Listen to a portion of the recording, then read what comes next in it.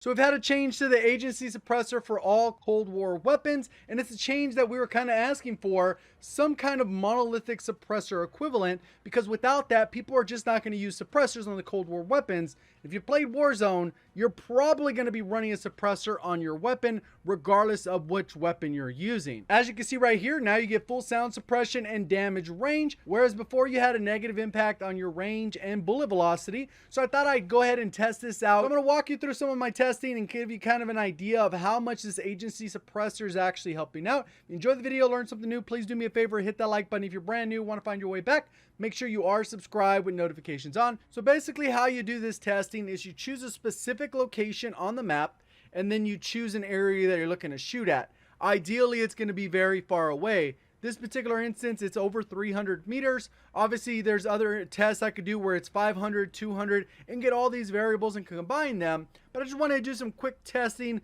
more for like a proof of concept to see if it's actually helping, if they actually made these changes subtly to go ahead and fix this issue, which is preventing a lot of players from even thinking about running the Cold War weapons. So right here we have the Krig, and what you do is I recorded this at 100 frames, and right here you can see it's 100. And what ends up happening is if I go frame by frame, and right here on the frame section, right below this this little thing, right above this display part, you can see the number of frames. And the frames lines up. Since it's 100 frames per second, it ends up being 10 milliseconds per frame, which makes that kind of easy. Obviously, I can increase the accuracy. If I drop my resolution, I'll probably get like 200 frames, but then I won't necessarily be able to record because, you know, the capture card doesn't work that way. I'd have to record, transfer. Either way, this is the best testing I could do in the current state. What you do is you look at this tracer and you follow it. You can see it on the screen. It moves. And you can see when the tracer vanishes. So essentially, as soon as it hits the wall, it's going to either disappear and or make a splash impact, depending how the game decides to render it. So right around 740, 750, you can see the bullet disappears. It's kind of small there, but if you look closely right below the crosshairs where the dot is, there's a little white dot there. And you just look at that. And then you do this test multiple times. You fire, you go to the spots, you go to the spot, and there's a little bit of frame rounding goes on, so there can be some inconsistency. It's not a perfect method, but this is the method we use for that. And then I also did it with the Ranger barrel, so we can get the bullet velocity on that specific attachment. And then I combined the Agency and the Ranger to see if they're additive or multiplicative, or they compound.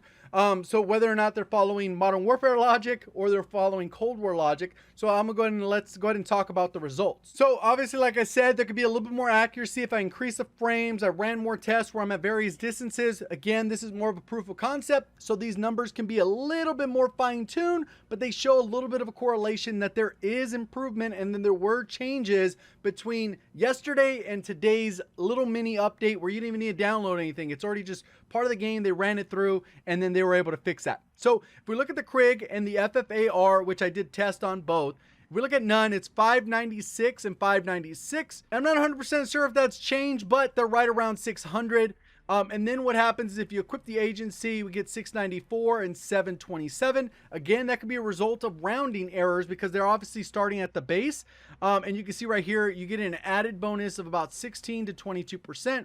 My guess is if as I do more testing and get a little more fine-tuned, it'll probably land right around anywhere between 15% even, because maybe I overshot it, or right around 17.5% to offset the lower than average bullet velocity on the starting end. So you get a little bit more than maybe a monolithic suppressor, but that would just be more to compensate for the Cold War weapons. When I use that mid-barrel for the bullet velocity for the two rifles, you can see that it bumps it up 77% and 81%. That's probably right around 80% or 77.5%, kind of rounding, because I wouldn't imagine that the attachments would have different variables, especially if they start off the same. So again, some minor errors there, but you're getting some consistency. They're fairly close.